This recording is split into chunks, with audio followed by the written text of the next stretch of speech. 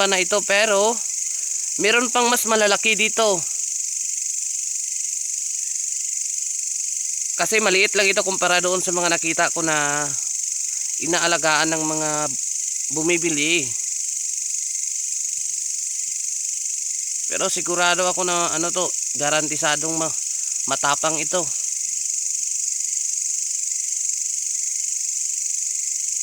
O tita nyo naman, meron siyang nahuli. Ang bilis niya talagang magsapot ng kanyang mga kakainin. Dahil nga itong kanyang sapot ay nagsisilbing trap sa mga insekto na lumilipad tuwing gabi.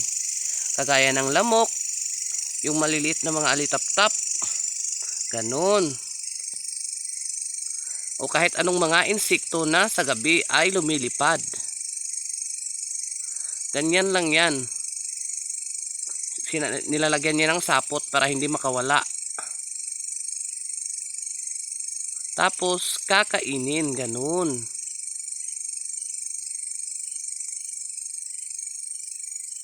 Itong gagamba pala na ito sa totoo lang ay aking binitiwan o aking pinakawalan dahil ito ay alaga ko dati.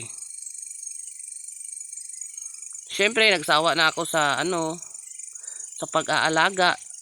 Ibinalik ko na siya dito sa kanyang tahanan, yung kalikasan. Kung saan ay pwede pa silang magparami.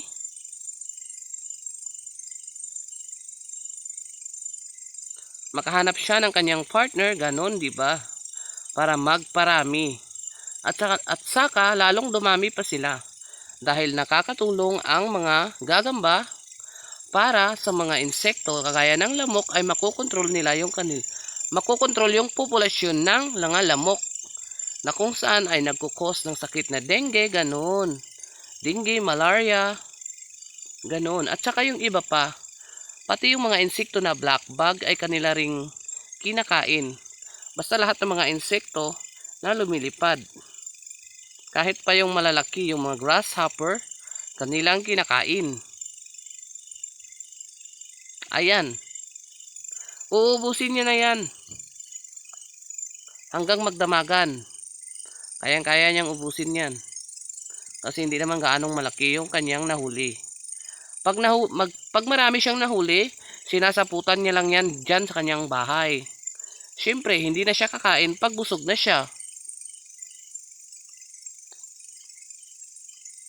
O, diba? Pero pag nakita to ng mga bata, siguradong huhulihin nila ito. Pero wala na yatang pupunta dito, diba? Ganun. Pero ito talaga ay alaga ko. Kaya hindi ko to siya kukunin. Bye!